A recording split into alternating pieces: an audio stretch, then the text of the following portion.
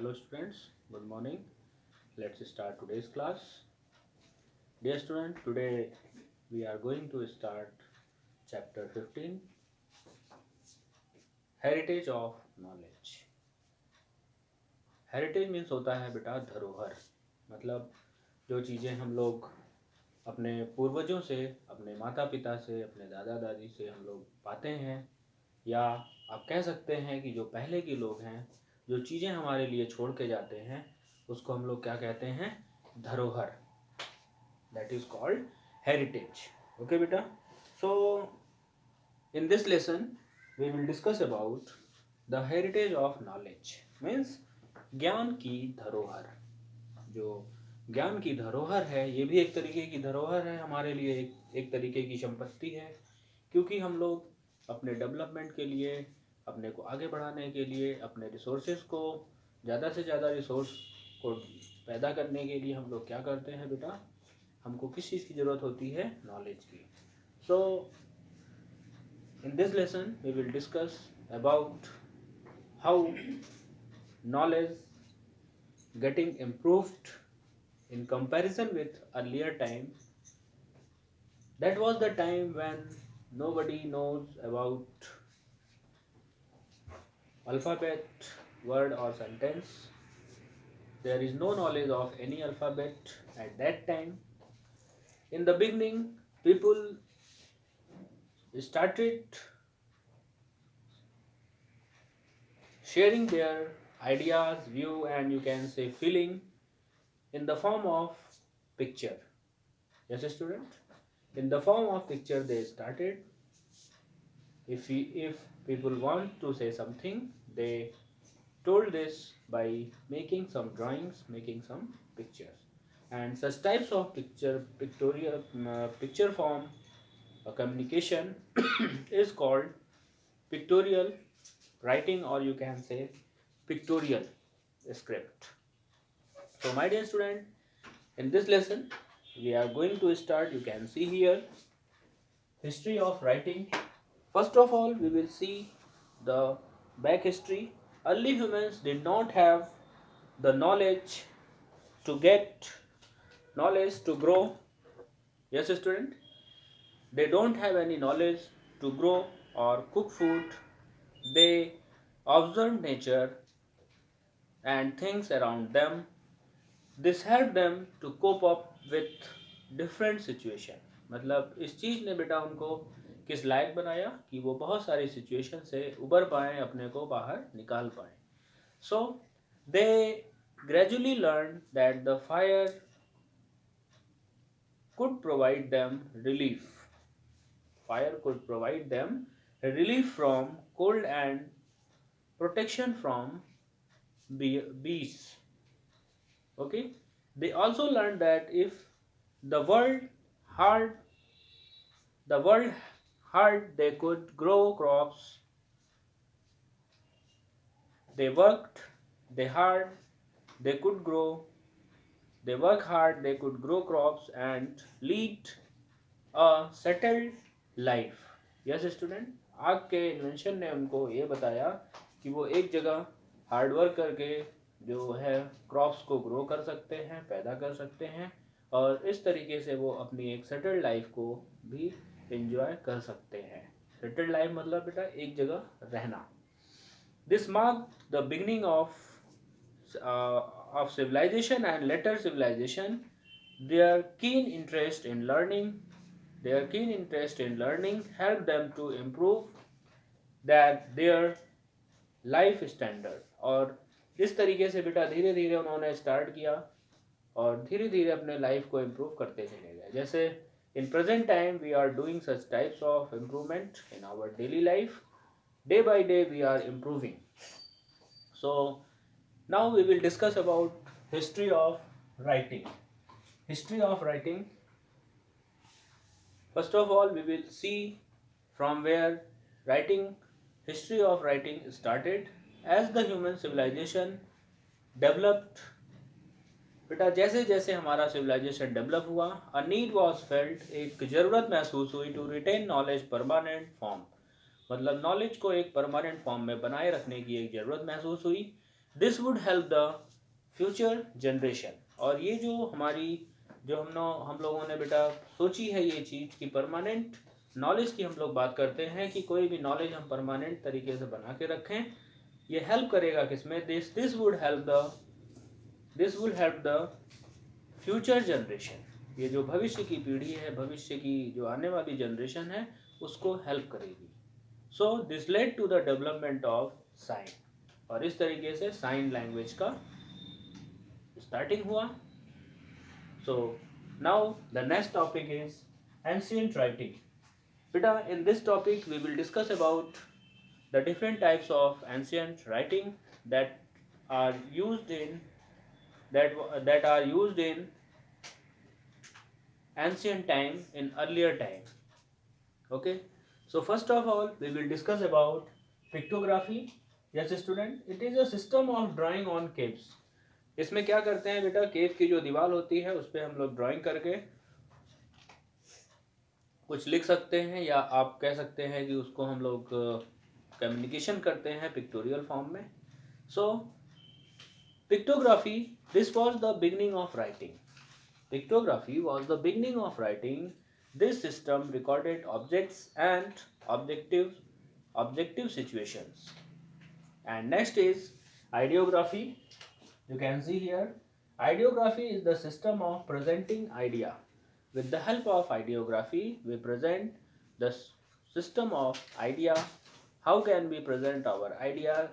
It was the refinement of pictography. मतलब ये थोड़ा सा पिक्टोग्राफी का सुधरा हुआ इम्प्रूव्ड वर्जन था, इम्प्रूव्ड रूप था। Ideology also constituted drawing symbols to represent various ideas. अलग अलग आइडियाज को रिप्रेजेंट करने के लिए अलग अलग पिक्चर फॉर्म में हम लोग बनाते हैं इसको, ड्राइंग फॉर्म में।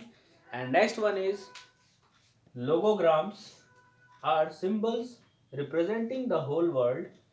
बेटा ये लोगोग्राम्स है, are symbols representing the whole world, वो पूरी दुनिया को रिप्रेजेंट कर रहा है। This mark the beginning of writing as a language. और इस तरीके से ये यहाँ से शुरुआत होती है बिगनिंग ऑफ लैंग्वेज की, एज अ लैंग्वेज राइटिंग की जो है शुरुआत होती है यहाँ से। And various script based on this form of writing like the Chinese script are still in use. So it's, you can say here the next script is Indus script. Indus script is an example of ancient form of writing. Indus script क्या है बेटा, ancient form of writing है। It is believed to be old as 3005 BC। मतलब बेटा ये 3500 BC का माना जाता है। BC मतलब होता है बेटा बिफोर क्राइस्ट, मतलब ईशा के जन्म से पहले, लॉर्ड ईशा के जन्म से पहले। It is an example of ancient form of writing. ये क्या माना जाता है बेटा, एक एग्जाम्पल माना जाता है एंशियंट फॉर्म ऑफ राइटिंग का। लेकिन बेटा प्रॉब्लम यह है कि इंडस स्क्रिप्ट अभी भी कोशिश जारी है, लेकिन अभी भी इंडस स्क्रिप्ट को कोई पढ़ नहीं पाया है। कैसी स्क्रिप्ट है, क्या लिखा है, उस पर अभी भी वर्क चल रहा है। नेक्स्ट इज बेटा cuneiform script. Cuneiform script was developed by the Sumerians and used for keeping accounts।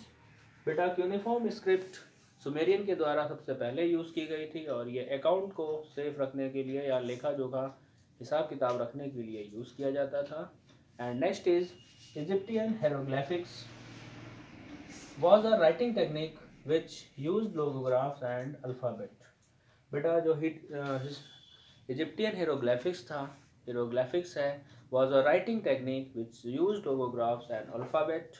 It was used by administration, it was used by an administrator, princes and the military authorities। It is believed to have the developed around 3200 BC।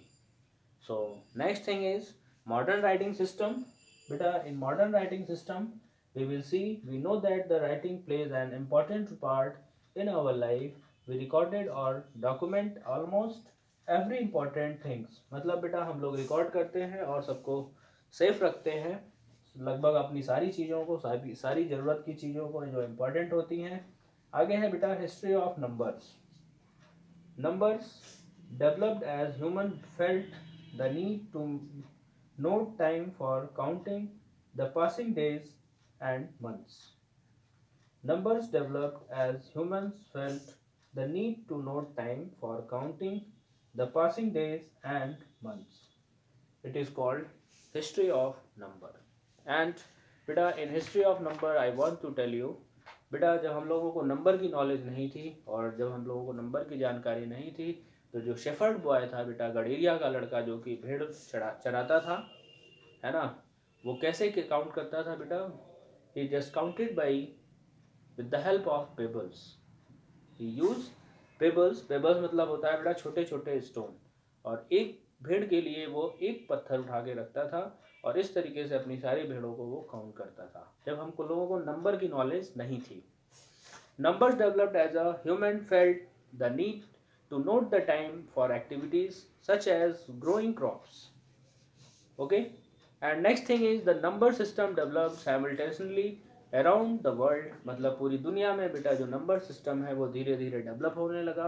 India has also made a great contribution to the number system by inventing zero. If anybody asks to you who invented the number system, keep in mind India developed zero and it is a big contribution for the world, because zero, that is called shunya in Sanskrit, it was given by Indians, and the whole world is using this number in these days.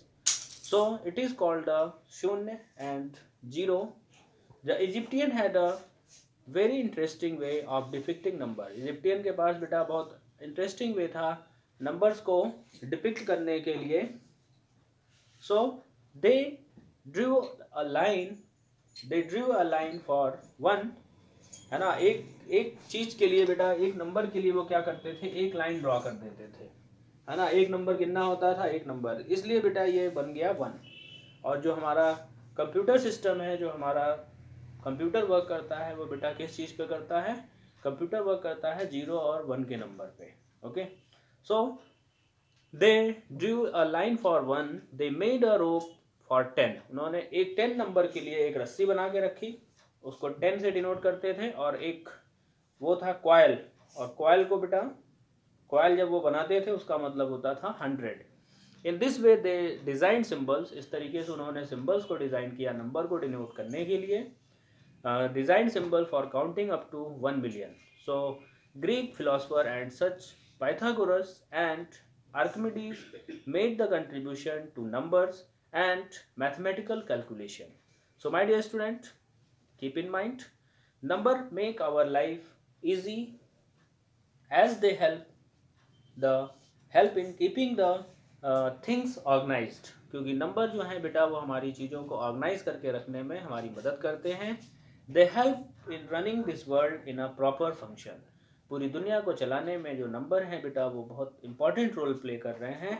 Not only this, the computer can not function without two number. Computer बेटा दो number के बिना काम नहीं कर सकता है. वो नंबर कौन कौन से हैं? जीरो और वन. जीरो और वन के बिना कंप्यूटर वर्क नहीं कर सकता है.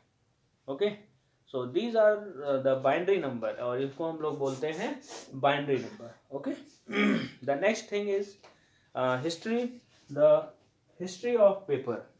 बेटा in ancient time we don't have any knowledge about paper. We know number, we know how to write, and then after there is need of paper. Why there is need of paper? बेटा paper की ज़रूरत हमको इसलिए पड़ी क्योंकि हम लोगों के पास जो हम लोग यूज़ करते थे स्टार्टिंग में, वो हम लोग क्ले टैबलेट यूज़ करते थे. We use clay tablets. Clay tablets क्या होता था बेटा? मिट्टी की जो है पतली पतली स्लाइड पट्टियाँ बनाई जाती थी गीली मिट्टी की, और उस पर किसी नुकीले चीज़ से शार्प ऑब्जेक्ट से लिखा जाता था. और लिखने के बाद हम लोग क्या करते थे? फायर में क्या करते थे? बेक करते थे, उसको पका देते थे, और वो जैसे ईंट बनाते हैं हम लोग इस समय, in the same way we prepare the clay tablet. So it is what is the flaws of this clay tablet? The main flaws, मतलब जो सबसे बड़ी कमी है इस clay tablet की, that is we cannot carry so heavy clay tablet to anywhere.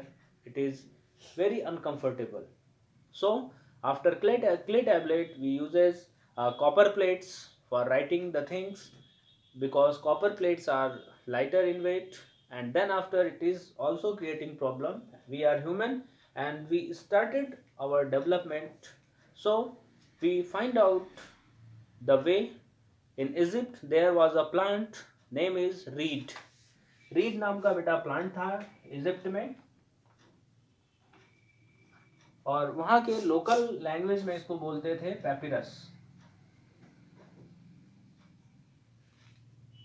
पैपिरस बोलते थे बेटा पेपर को, है ना। रीड का प्लांट होता था, और उसमें खास बात क्या थी कि उसको हम लोग चपटा कर देते थे। चपटा करने के बाद वो पूरी पट्टी की तरह ऐसे हो जाते था, और उसके बाद सुखाने के बाद हम लोग क्या करते थे, उस पर राइटिंग का वर्क करते थे। तो जो रीड का प्लांट है उसको लोकल लैंग्वेज में इजिप्ट में बोला जाता था पैपिरस, और इसी के नाम पे बेटा पेपर का नाम पड़ा। So the manuscript were copied but they could not be copied in huge quantity। मतलब बेटा पेपर हमने अब ढूंढ लिया, अब प्रॉब्लम क्या आई कि पेपर तो हमने बना लिया, ठीक है, अच्छी बात है, लेकिन उसको प्रिंट करने के लिए हमको कोई तरीका ही नहीं पता है। तो बेटा इस तरीके से अगर देखा जाए तो जो नॉलेज है कुछ ही हाथों में सिमटी हुई थी। जो लोग पैसे वाले थे, जिनके पास पैसा ज़्यादा था, they can get easily the books and the material by which they are getting the knowledge, but the person who don't have sufficient money and who are poor, they cannot reach to the knowledge. So there is a invention of printing press. So this great work is done by John Gutenberg. Printing had played a great role in the spread of knowledge in the modern world. It made information reach the common people earlier. Only those people who had money and resources could buy manuscript। मतलब manuscript को कौन purchase करता था बेटा, जिसके पास पैसे होते थे।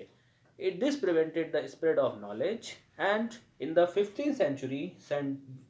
John's Gutenberg of Germany। Gutenberg कहाँ गए थे बेटा, जर्मनी के, keep in mind. And mechanized printing press, he invented mechanized printing press. Mechanize का मतलब बेटा मशीन से, मशीनी जो प्रिंटिंग प्रेस है उसको उन्होंने फाइंड आउट किया।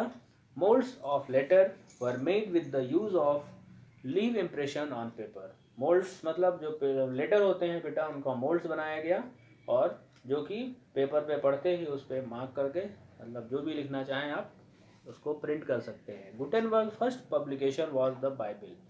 बेटा if anybody asks to you which one book is which book which was the first printed book, so your answer should be Bible. Bible was the first printed book. So magazines were full of information and easily accessible to everyone. Today, the printing technology has developed considerably. We can print anything by using our laser printer। बेटा आज के समय में हम लोग क्या use करते हैं, लेज़र प्रिंटर को यूज़ करते हैं। और इस तरीके से बेटा today I am going to conclude my video. So you can see here how we developed our knowledge and the things that we are facing problem, how we cope up with that problem. So this is the lesson that is related with the heritage of knowledge. So my dear student, be safe at your home. Thank you. Have a nice day.